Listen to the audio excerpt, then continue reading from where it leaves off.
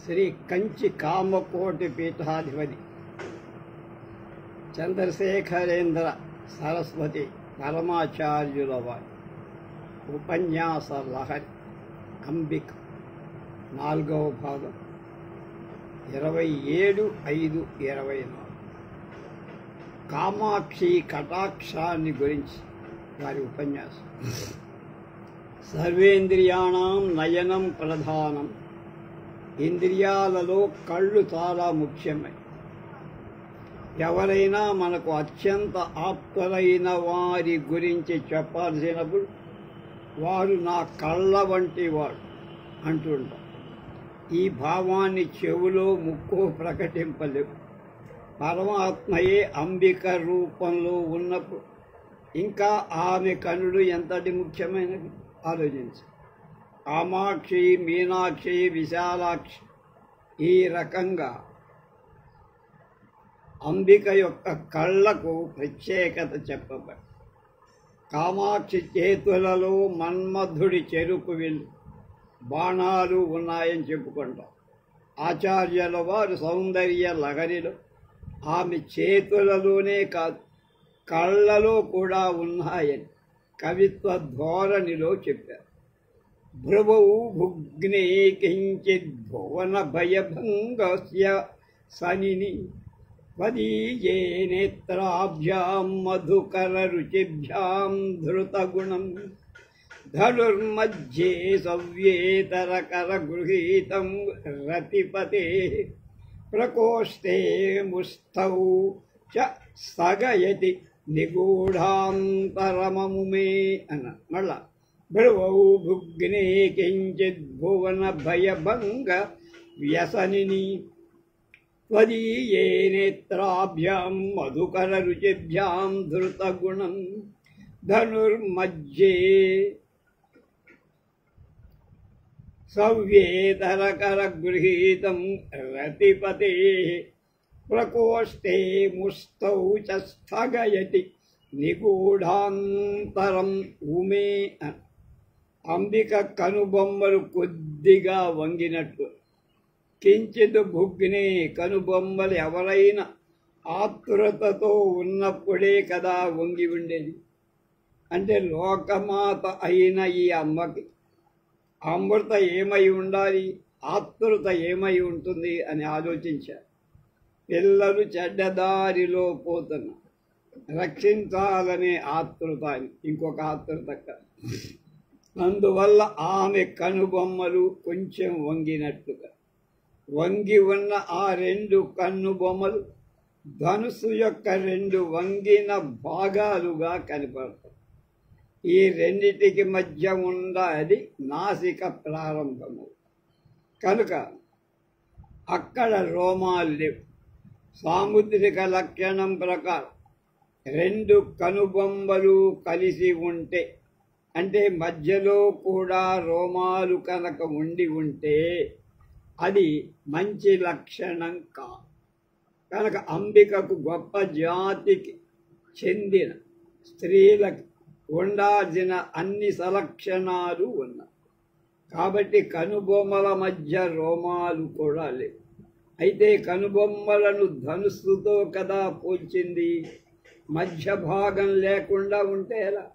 ధనుర్మధ్యలో లేకపోతే వీడి సాధించాలి. అది దోషము. ఈ దోషం పరిహరించడానికి ఆచార్యుల వారు కారణం చెప్పారు. అక్కడ ధనుస్సు ఉంటే నడుమ భాగం ఎవరో ఒకరు తన ముష్టితో పట్టుకుని నారి సంధించి బాణాలు ఎక్కువ పెట్టాలి కదా. చేతిలో పట్టుకున్న ప్రదేశం చేత్తో కప్పేయబడదా?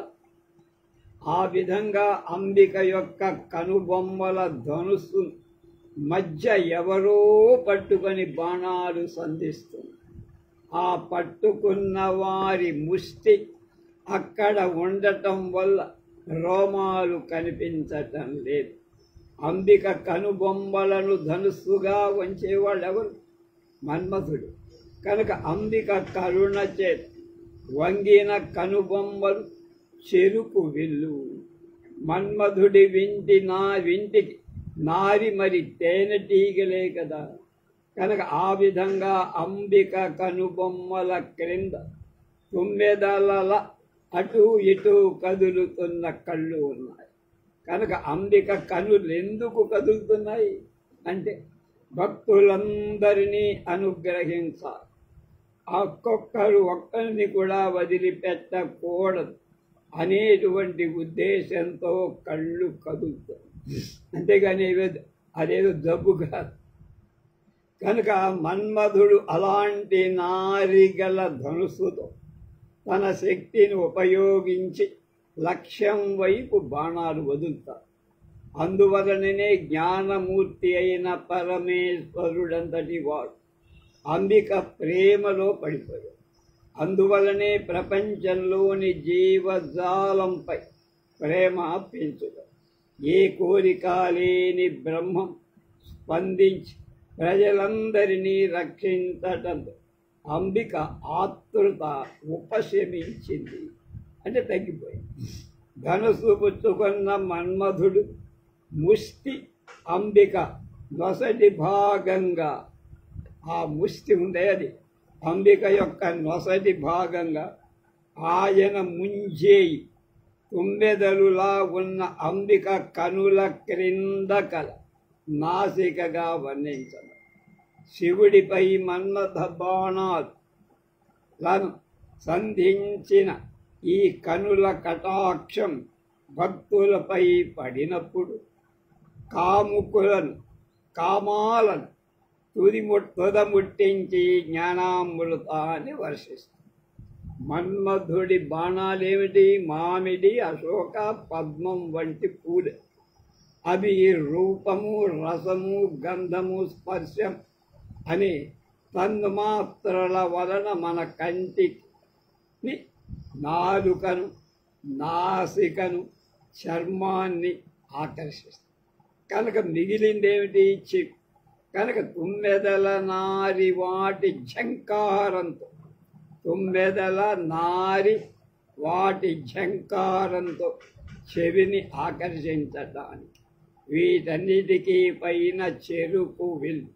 అది మనోహరమైన ఈ ఇంద్రియాల కార్యాలన్నిటికీ అదే కారణమై కనుక కేవలం పుష్పాలతో, చెరుకు విల్లుతో, తుమ్మెదలతో మన్మధుడు ఇంద్రియ కార్యాల ద్వారా యావజ్జీవజాలాన్ని అతలాకుతలం చేస్తున్నాడంటే అర్థమేమిటి?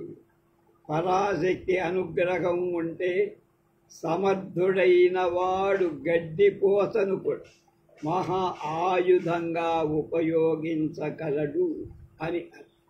కనుక ఈ జగన్నాటకం నిర్వహించటానికి మన్మధుడికి అంబిక అటువంటి శక్తినిచ్చింది. కవితా సౌందర్యం కోసం మన్మధుడు ఆమె కనుబొమ్మల విల్లులాగా వంచినట్లు చెప్పబడిన ఆ శ్లోకపు భావం ఆమె కనుల ద్వారా అతడు ఆ అనుగ్రహం పొందాడని చెప్పటం. ఎవరు? మన్మధుడు. ఈ శక్తితో అతడు మన ఇంద్రియాలను వశపరుచుకున్నాడని దీని నుండి స్పష్టమయ్యే అర్థం. కనుక అంబిక అనుగ్రహం ఉంటే మన ఇంద్రియ చాపల్యాలను మనం అదుపులో ఉంచుకోగలం. రక్షణ, శిక్షణ అనే రెండు విధాలు నిర్వహించే వాళ్ళే కదా ప్రభు అంటే. మన కర్మానుగుణంగా ఉచితమైన శిక్ష ఒకటి మనకి లభిస్తుంది. అంబిక మన్మధుడిని అధికారిగా ఉంచి అతనికి ఆ ఘనతను ఆపాదించి, అయితే మన్మధుడు తనపై తన పరాక్రమం చూపకుండా ఉండటానికి, మనం కామాలను జయించటానికి ఆ తల్లి పాదాలను ఆశ్రయించడం ఒక్కటే శరణ్యం కొరకు. ఈ రక్షణ కార్యం కొరకే మనస్థితి ఎడ జనించిన దయతో, రక్షించాలని ఆతృతతో వంగిన కనుబొమ్మల బాణాలను వర్షింపచేస్తూ పరమేశ్వరుని కరుణామూర్తిగా చేసింది అమ్మ.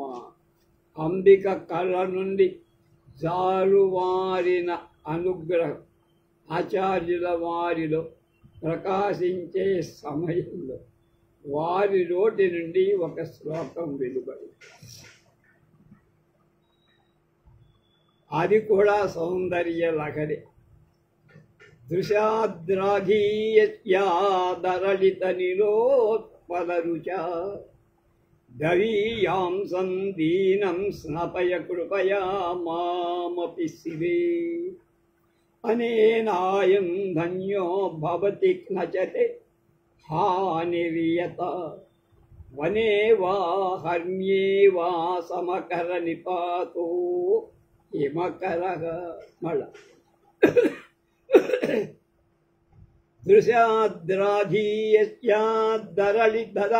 దరదలిత నీలోత్పల రుచా దవీయాం సందీనం స్వపయ సనపయ కృపయా మామపి శివే. అనేనాయుం ధన్యో భవతి నచతే హానిరియత అంబికా వనే వా కన్యే వా సమకర నిపాతో హిమకరః. అంబిక పరిపూర్ణ అనుగ్రహం లేకపో అమృతం వంటి ఈ శ్లోకం రూపుదిద్దుకొని ఉండదంటున్నారు పరమాచార్య. ఈ శ్లోకంలో ఆచార్యుల అంబిక అనుగ్రహం కొరకు ప్రార్థిస్తూ తనకు తప్పక ఆ అనుగ్రహం సిద్ధించాలి అని అనరాయి. గొప్పవాడు కదా, తనకు కూడా అలాంటి అనుగ్రహం కావాలని, తనకు కూడా అంటే అందరికి ఇచ్చినట్టే, నాకేం స్పెషల్ ట్రీట్మెంట్ వద్దు. అది మన ఆచార్యుల వారి స్థితి. భక్తి జ్ఞానాలలో పరమోచ్చమైన స్థితిలో ఉన్నవారు. ఈశన్ మాత్రం అహంకారం కూడా ఉండదు. అది పరమాచార్యుల గారు చెప్పిన, శంకర భగవత్పాదుల గురించి చెప్పిన. ఈ శ్లోకంలో ఆచార్యుల వారు అంటే శంకరాచార్యులు అంబికా కృపా కటాక్ష వీక్షణాల మహత్తును వర్ణిస్తారు. ఎంత దూరం ఆమె దృష్టి ప్రసరిస్తుంది లెక్కగలమా, చెప్పగలమా, ఎస్టిమేట్ చేయగలమా? ద్రాఘీయస్యా అన్నారు అంటే దూరానికి గరిష్టమైన మాట ద్రాఘి కనుక ఎంతో దూరం. ఈ ద్రాఘి అనే మాట విశ్వనాథుడు కూడా చాలాసార్లు ప్రయోగిస్తారు. తల్లి తన పిల్లలను కనుతూపు మేరలోనే ఉంచుకుంటూ మనం అందరం ఆ తల్లి యొక్క పసిపాప కనుక ఎంతో సాధించిన గొప్పవాళ్ళు కూడా ఆమెకు పసిపాపలు. ఆమె ఆ బ్రహ్మకీట జన, బ్రహ్మ దగ్గర నుంచి కీటకం ద్వారా అన్నిటికీ తల్లి ఆమె. మనకే కాదు, పశువులకు, పక్షులకు, చెట్లకు, తీగలకు, గడ్డి కూడా ఆమెకు తల్లి. గడ్డికి కూడా పరిధులు లేని మహావిశ్వానికంతా ఆమె. మరి అంతటినీ తనతో కనుతూపు మేరలు ఉంచుకోవాలిగా. అందుకాబట్టి ఆమె కటాక్షం ఏమిటి? మేరలేనిది, లిమిట్లెస్, ఎండ్లెస్ అంటారే. ఆ కటాక్షం ఎంతో దూరం ప్రసరించి ఎక్కడో దూరంగా ఉన్న వాళ్ళ మీద అంటే అనర్హుల మీద కూడా పడుతుంది.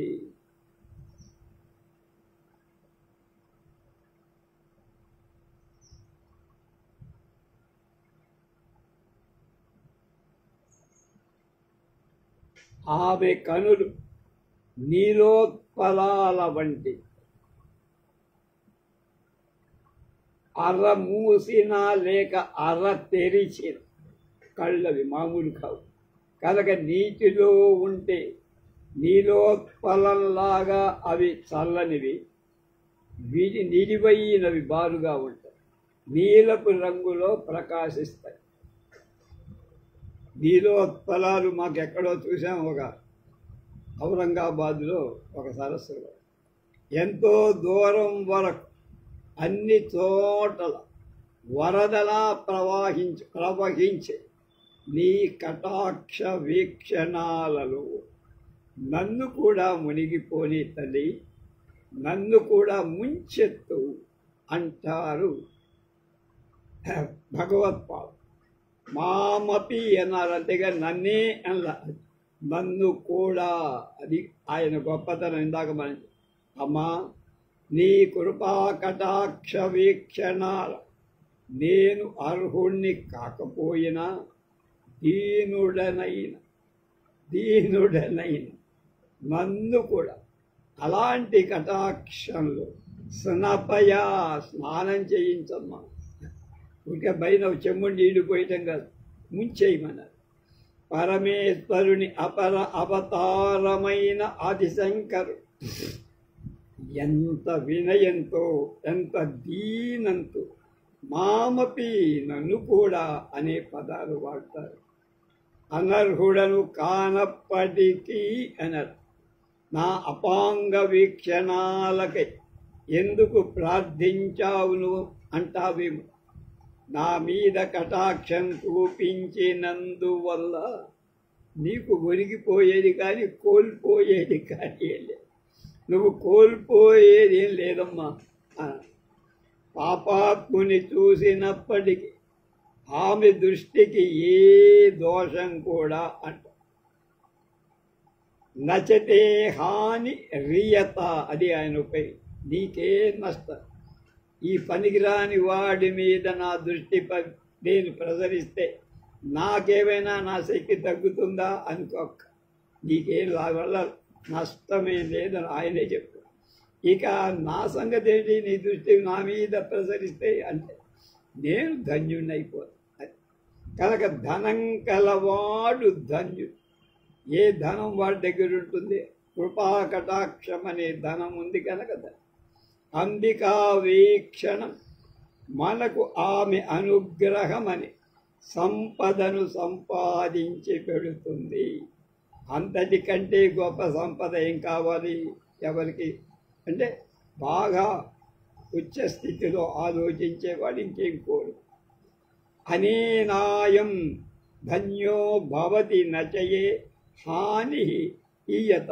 నాకు ఆ కటాక్షం ప్రసరించటం వల్ల నీకు ఊడేదేం లేదు, నీకు వచ్చే నష్టం. కానీ నేనేమవుతా ధన్యుడై. యోగ్యతలేవి చూడకుండా ఆమె అందరిపై అనుగ్రహాన్ని కురిపిస్తుంది అనటానికి ఆయన ఒక ఉదాహరణ చెబుతారు భగవత్పాదు. పూర్ణ చంద్రుట దేదీప్యమానంగా ప్రకాశిస్తా తన అమృతప్రాయమైన కిరణాలతో వెన్నెలలను రాజుగారి భవంతి పైన పొదలలో నిండిన ఉన్న నిర్జర అరణ్యాలను ఒకే విధంగా ప్రసరిస్తారు. అన్నమాచార్యులు కూడా అదే స్థానం. అన్నమాచార్యం అదే. కనుక భవంతిని ప్రకాశింపచేయటం వల్ల ఆ భవంతిలోని సుఖాదేవి చంద్రుడికి వచ్చి చేరవు, అంటుకో. అరణ్యాలలో చంద్రకాంతి పడిన అక్కడి పొదలలోని ముళ్ళు ఆయన్ని గుచ్చుకోకూడదు. అది కనుక అంబిక కటాక్షం అలాంటి నిరపాయకరమైన, ఎక్కడ పడినా దానికి పెరుగుదల ఉండదు, తరుగుదల. కనుక అలాంటి కటాక్షం నాకు సోకటం వల్ల నీకు ఏ మాత్రం నష్టం కలగదు కదా. నాకు మహోన్నతి కలుగుతుందమ్మా నీ కటాక్షం వల్ల. అది నాకు ప్రసాదం. నాకు కూడా ప్రసాదించే, నాకే కాదు. అందువల్ల తల్లి నీ కటాక్షం నన్ను ముంచెత్తే, మామూలుగా కాదు, ముంచె తేల్చిపారు. ఆచార్యుల వారు ఇక్కడ అన్న మాట అది పట్టుకోవాలి. నన్ను కూడా, నన్నే అని అన్నాడు. అనినది మనలందరి దృష్టిలో ఉంచుకోవాల్సిన. కనుక మనం ఎప్పుడు మన కోసం అడుగు, అమ్మా నీ అందరిలాగా నన్ను కూడా చూడు అని అర్థం. అంబిక, ఈశ్వరుడు, పరమాత్మ, ఆచార్యుడు వీళ్ళంతా వేరా? అందరూ ఒకరు. కాబట్టి అలాంటి అద్వైతులైన ఆచార్యులు భగవత్పాదు మనపై పరమ అనుగ్రహం మనతో చేరి మనకై ఈ శ్లోకాన్ని ప్రసాదించి హృదయపూర్వకంగా ప్రార్థిస్తే అంబిక అర్హతలను చూడకుండా మనల్ని అనుగ్రహిస్తుందని చెప్పడమే ఆయన ధ్యేయం. ఆమె కటాక్షం నీలోత్పదాల్లాగా చల్లగా కనుక అది ఎవ్వరికై చేయూతానిస్తుంది, సహకారం అందిస్తుంది అని ఆచార్యుల ఆ నీలోత్పలం అనే మాట గొప్ప అర్థాన్ని సాధించి మనకు అందించి తర్వాత అంబికా స్వరూపాన్ని గురించి ఇంకొక ఉపన్యాసంలో పరమాచార్యులు గారు ఏం చెప్తున్నారో చూడండి. భగవత్పాదుల వారు చెప్పింది వీరు కూడా చెప్పు. అంబికకు అంటున్నారు, ఆమెతో చెబుతున్నారు భగవత్పాదు. శరీరం త్వం శంభూ అన్నారు. పరమేశ్వరుడి శరీరాన్ని విను. అనేక శరీరాలలో అనేక జీవాలు, ఈ జీవాలన్నిటికీ మూలమైన ఒకే జీవం ఉండాలిగా. ఆ మూలం పరమేశ్వరుడు లేక పరబ్రహ్మ లేక బ్రహ్మం. బ్రహ్మ కాదు, 4 ముఖాలు వాడు. అలా అనుకుంటే ఈ కనిపించేవన్నీ పరాశక్తి అంటే పరమేశ్వరుడి శరీరమే. నువ్వు శక్తి అను, పరమేశ్వరుడు ఏదను. ఈ శరీరాలన్నిటికీ జీవం ఎవరు? పరమేశ్వరుడు. ఈ విశ్వం, దానిలోని జీవులు, వారి మనోబుద్ధి చిత్త అహంకార ఇదంతా కలిసి పరమేశ్వరుని శరీరమే అవుతోంది. మళ్ళా ఈ విశ్వం, దానిలోని సమస్త జీవులు, వాళ్ళ మనోబుద్ధి చిత్త అహంకార ఇవన్నీ కూడా కలిసి పరమేశ్వరుడి శరీరం అవుతాయి. ఇవన్నీ అంబికే. పరమేశ్వరి శరీరం అంటే అంబిక. కనుక దేహం ప్రాణం కలిసి ఉన్నట్టు. దేహం ఉంటే ఎప్పుడంటాం? ప్రాణం ఉంటేనే దేహానికి లాభం. ప్రాణం లేని దేహం ఎందుకు? శవమవుతారు. ప్రాణం ఉంటే శివమవుతుంది.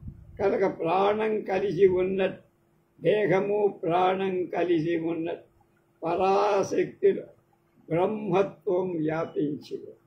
ఆ బ్రహ్మానికి మనం ఒక రూపమిచ్చి పరమేశ్వరుడు అంటే అంబిక సహజ కవచంగా ఉంటుంది.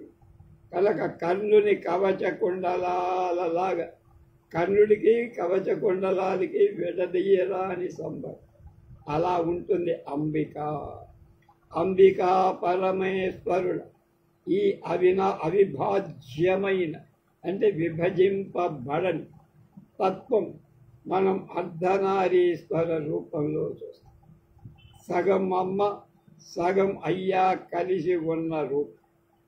పదము అర్ధంలాగా వగర్ధవ ప్రతిపత్తయ్య. అలాగే ఈశ్వరుడు అంబిక విభజింప వీలులేని.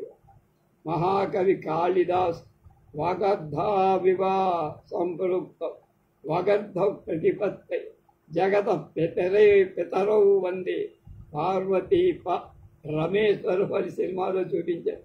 పార్వతీ పరమేశ్వరు. కనుక పాశు అన్న శబ్దాలచే పోర్చబడిందే పశు. అంటే ఆ జంతువు ఆ అక్షరాలలో ఉన్నదా లేక శబ్దాలలో ఉన్నదా అని ప్రశ్నిస్తే జవాబు ఏముంది? ఎక్కడుందో మనం తేలగ. కనుక ఆ పదం అయినా పశువు అన్న పదం ఉచ్చరింపబడినప్పుడు పశువు మనస్సులో మెదులుతుంది. పశువు అనగానే ఏదో జంతువు మనకు కనపడుతుంది, కళ్ళలో మెరుస్తుంది. ఆ పదం దాని అర్థం విభజింపర. కనుక పదం ఉంది కనుక దాని అర్థం వెంటనే స్ఫురిస్తుంది. పశువు ఇలా ఉంటుంది అని. కనుక దానికి ఆ పదానికి దాని అర్థానికి తేడా ఏది? రెండు కలిసే ఉంది. అలాగే ఈ ప్రపంచంలో జీవులలో బ్రహ్మం ఎక్కడ ఉన్నదో తెలియనప్పటికీ ఆ జీవుల ఆలోచనలు కార్యకలాపాలు అన్నీ కలిసి ఒక పదమైతే అలాంటి పదపు అర్థమే బ్రహ్మం. ఎంత చక్కగా చెప్పారో. మళ్ళా ఇది పరమాచార్యులు, కంచి పరమాచార్యులు చెప్పారు, ఈ ప్రపంచంలోని జీవులలో బ్రహ్మం ఎక్కడ ఉన్నదో తెలియదు మనకు. అయినా ఆ జీవుల ఆలోచనలు, కార్యకలాపాలు అన్నీ కలిసి ఒక పదం కనుక రూపుదాల్చినట్టే, పదంగా రూపుదాల్చితే అలాంటి పదం యొక్క అర్థమే బ్రహ్మ. అర్థము పదం రెండు ఒకటే అన్నాం కనుక అంబిక స్వరూపం ఏమిటి అని ప్రశ్న వేసుకొని అంటున్నారు. ఎలా ఉంటుంది అని అడిగితే ఈ చూచే రూపాలు కలబడే కార్యకలాపాలు ఆమె రూపాలు. ఆమె లేకుంటే మన శరీరం, మనస్సు, జీవితం నిజానికి అస్సలు ఏమీ ఉండదు. సౌందర్య లహరిలో శంకర భగవత్పాదు శరీరం త్వం శంభో, నువ్వు పరమేశ్వరుని శరీరానివి అంట. తరువాత లోకంలో ఆచార్యుల మనస్త్వం అన్నారు.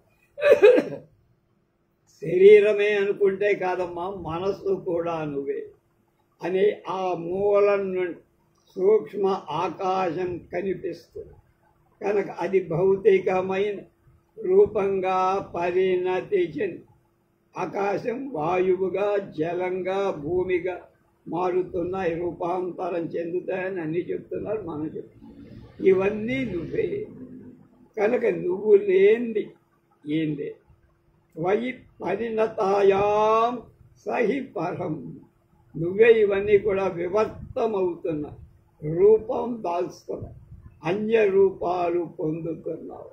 అంటే గొంగళి పురుగు, సీతాకోక చిలుగు రూప విక్రియ అని చదువుకుంటా చిన్న. అలాగే కనుక నీవు శంభుడి శరీరంగా చెప్పబడిన శరీరము, జీవం అన్న తేడా లేకుండా అన్నీ నువ్వే నిండి ఉన్నావు. నువ్వే ప్రపంచంగా కనిపిస్తావు. కొంతమంది, చాలామంది ప్రపంచకం అనే మాట ఉపయోగిస్తారు. మనం దిగవల్లి శివరావు గారు ఎక్కువగా ఆ మాట ఉపయోగించారు. త్వమేవ స్వాత్మానం పరిణమయితుం విశ్వవపుష. వపుష అంటే శరీరం. కనుక ఈ ప్రపంచం యొక్క పరమాత్మ యొక్క శరీరం, ఈ ప్రపంచం పరమాత్మ శరీరం. ఆయన అంతర్యామి అయిన జీవం రామానుజుల సిద్ధాంతంలా కనిపిస్తోంది కదా అంటున్నారు పరమాచార్య. ఆయన అక్కడ కూడా శరీరం, ప్రాణాలు కల శివ అంతరం చేత ద్వైతంలాగా కనిపిస్తుంది. ప్రాణాలు, శరీరం రెండు ఉండటం చేత ద్వైతం, అది రామానుజ తాత్పర్యం. కనుక ద్వైతంలాగా కనిపించినట్లుగా మాట్లాడిన ఆచార్యుల వారు అంటే భగవత్పాదు మళ్ళీ అద్వైతంలోకి వచ్చేస్తారు. నువ్వు మా చిన్ని అందాలకు ఎరుకకు మూలభూతమై మహాజ్ఞానానివి తల్లి, మహా ఆనందానివి. అద్వైత తత్వమైనను జ్ఞానాన్ని, ఆనందాన్ని అనుభవించటానికి వేరుగా శివ యువతిల, శివుడి అర్ధాంగిల మాకు కనిపిస్తుంది.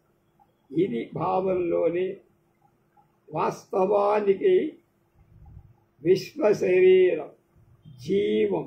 ఈ విశ్వ శరీరం, అందులో జీవం అంతా అంబికై. శంభునికి శరీరమైన ఆమె, శంభుడికి తేడా అంతరం లేదు. ఆది శంకరాచార్యులు బోధించిన అద్వైత తత్వం అది. ఒకే పదార్థం అన్ని చోట్ల వ్యాపించి ఉన్నదని చెబితే దానికి ఒక రూపం ఉండటం ఎలా సాధ్యం? కనుక వాయువు ఇంచుమించు అన్ని చోట్ల వ్యాపించు, దానికి రూపం ఉందా?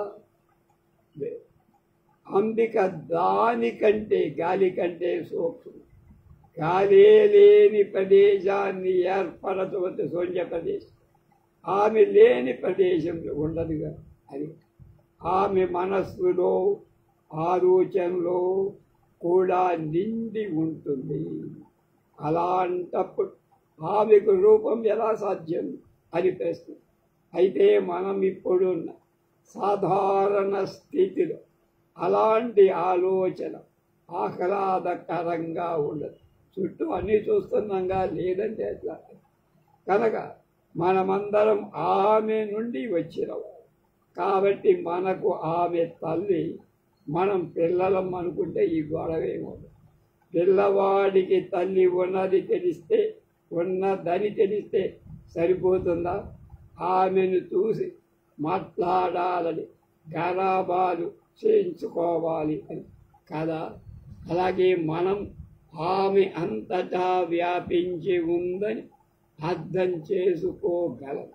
అయితే అరూపమైన అంటే రూపం లేదు ఆమెను ధ్యానించే పరిణతి మనకుందా? అంత దమ్ము లేదు మన దగ్గర. కానీ మనం అజ్ఞులం కనుక అది రాదు. మనం భక్తిని చూపేందుకు మన కోసం ఆమె అపురూప లావణ్య కారుణ్యాల దివ్య మంగళ విగ్రహాల ఆవిర్భవిస్తారు. రూపం లేని నెయ్యిని ఎక్కువ చల్లబరచి గడ్డ కట్టిన నెయ్యిని వివిధ ఆకారాల్లో పూసుకోవచ్చు. అలాగే ఘృత కాఠిన్యవతుగా భక్తుల హృదయాల చల్లదనంచే అత్యంత సూక్ష్మమైన ఆమె స్వరూపం గడ్డకట్టి అంటే ఫ్రీజ్ అవుతుందంటే పవిత్రమైన రూపాన్ని ధరిస్తుంది. అటువంటి అంబిక స్వరూపం ఎలా ఉంటుంది? రూపం లేని రంగు లేని నీళ్లు గడ్డగట్టి మంచుగడ్డ అదే వేడి చేస్తే ఆవి. కనుక సాధారణంగా 100 మందికి అన్నదానం చేసే దాత ముఖం ఎంత గొప్పగా ఉంటుంది. అలాగే అతిథులందరూ కడుపు నిండా భోజనం చేసి ఆనందంగా అక్కడి నుంచి వెళుతుంటే ఆ అన్నదాత ముఖంలో అంతకంటే ఎక్కువ ఆనందంగా అన్నం పెట్టినప్పుడు కంటే తిని వెళ్తుంటే మరీ ఆనందంగా. దాంతోపాటు ఆ ఆనందంలో ఒక రకమైన అనురాగం కూడా ఏర్పడు. 100 మందికి అన్నం పెట్టిన వారి విషయమే అలా ఉంటే కోట్లాది మంది అంటే మనందరికి అన్నం సమకూర్చేది అంబిక అన్నపూర్ణేశ్వరి. అంబికది సౌందర్య రూపం అంట ఆచార్యుల వారు ఆమెపై సౌందర్య లహరి అన్న స్తోత్రం రాశారు. కనుక మరి ఆమెకు అంతటి సౌందర్యం లావణ్యం ఎక్కడి నుంచి వచ్చింది, ఎలా వచ్చింది అని అడిగితే ఆమెకు పరిపూర్ణమైన ప్రేమ ఆమె అందమైందని మరి ప్రేమయే ఆమె అందం అని చెప్పుకోవాలి. ఆమెది కరుణతో కూడిన లావణ్యం. దైహికమైన అందమే కాదు, మామూలుగా ఉండే అందం కాదు, ఆత్మ సౌందర్యం ఉన్నారు అదే. కనుక ఆమెది కరుణతో కూడిన లావణ్యం అంటే తెలుసు కదా, ఉప్పు మెరుస్తూ ఉంటుంది చాలా గొప్పగా, అదే లావణ్యం. లవణము యొక్క మెరుపు లావణ్యం. దైహికమైన అందమే కాదు, శరీరానికి అందం ఉంటే అది ఎక్కువ కాలం ఉండదు. కనుక కొంచెం గర్వం, కొంచెం కోపం ఎంతో అందమైన వాళ్ళకు కూడా వాళ్ళని కురుపుణ్ణి చేస్తారు. అంటే వాళ్ళ అందాన్ని చదవ. అంబిక శాశ్వతమైన కరుణాము, లావణ్యము. ఆమె తన భక్తుల కోసం వాళ్ళకి నచ్చే అనేక రూపాలు ధరించే. ఏ రూపం ఆ భక్తుల హృదయాలను ఆకర్షిస్తుందో ఆ రూపాన్ని దాల్చి మనం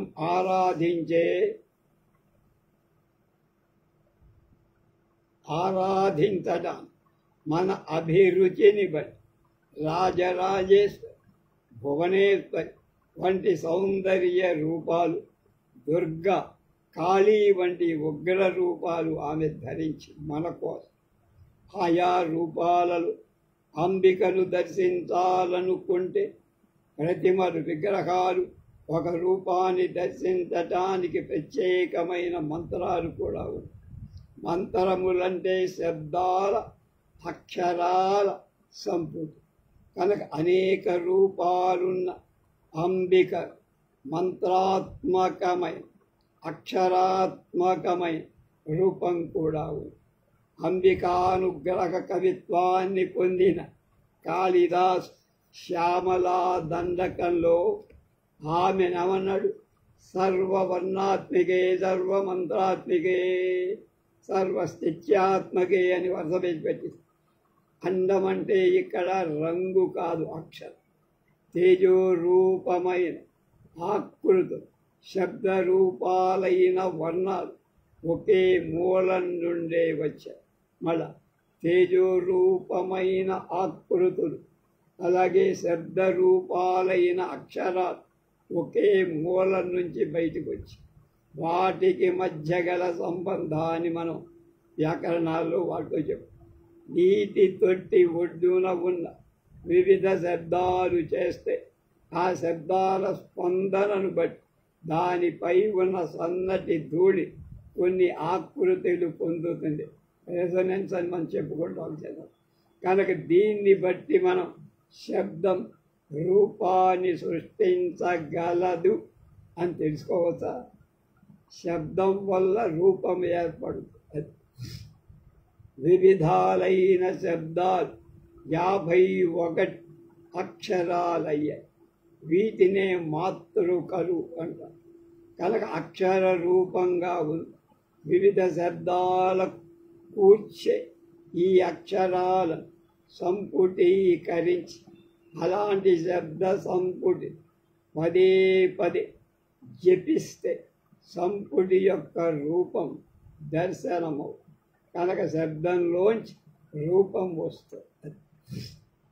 ఈ శబ్దాల మాలను మనం మంత్రం అంటాం. కనుక మంత్రమే అంబిక స్వరూపం.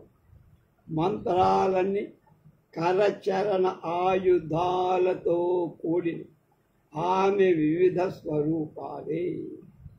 కనుక ఏ మంత్రాన్ని ఏకాగ్రతతో జపిస్తాము ఆ మంత్రంలోని శబ్దాల లేక అక్షరాల సంపుటి తగిన రూపం మన కరచరణ ఆది అవయవాలు కాళ్ళు చేత సాక్షాత్కరిస్తాయి. ఈ మంత్రాలకు అన్నిటికీ మూలమేమిటి? ప్రణవం అంటే ఓంకారం. కనుక ఓంకారం నామరూపాలతో కూడిన ఈ సమస్త విశ్వం కూడా ప్రణవం నుంచే వచ్చిందని మనం ఉపనిషత్తులో చాలా చెప్పుకోం. కనుక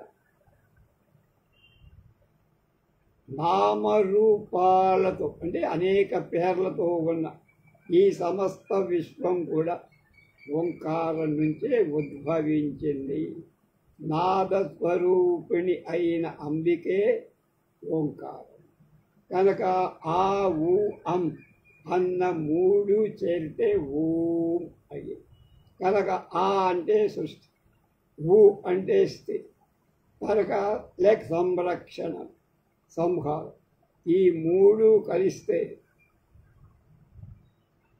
మమ్ అంటే సంహారం. మళ్ళా ఆ అంటే సృష్టి, ఊ అంటే స్థితి లేక రక్షణ వర్ధనం, ముమ్ అంటే సంహారం లయ. కనుక ఈ మూడు కార్యాలు కొనసాగించటానికి కల శక్తి మూలమే ఓంకారం. కనుక ఈ మూడు కార్యాలు కొనసాగించటానికి గల శక్తి యొక్క మూలాన్ని ఓంకారం కింద తీర్చేశారు. అంబిక కరుణా సముద్రం, దయతో మనలను పాలించే సంరక్షణ క్రియతో ఆరంభించి ఈ శబ్దం పలికితే ఉమా అవుతుంది. కనుక అడు తిప్పితే ఉమా అవు, ము అవు కనుక ఉమా అన్నది అంబిక నామం. ఎక్కడి నుంచి ఎక్కడికి వెళ్ళారో చూడాలి. ఉపనిషత్తులు ఆమెను ఉమా హైమవతి అని కేనోపనిషత్తులో ఉన్నది అదే కదా, అదే మనం చెప్పుకోవాలి. దీంతో ఈ శీర్షిక పూర్తయింది. రేపు అంబిక ఆవాసం ఎక్కడుంటుంది, అంబిక ఎక్కడ వెతికితే నీకు దొరుకుతుంది అనే విషయాన్ని కంచి కామపి కోటి పీఠాధిపతులై శ్రీ శ్రీ శ్రీ జయేంద్ర సరస్వతి స్వామి పరమాచార్యులు గారు ఇచ్చిన ఉపన్యాస లహరి. రేపు అంబిక ఆవాసం ఏమిటో తెలుసుకుందాం. స్వస్తి.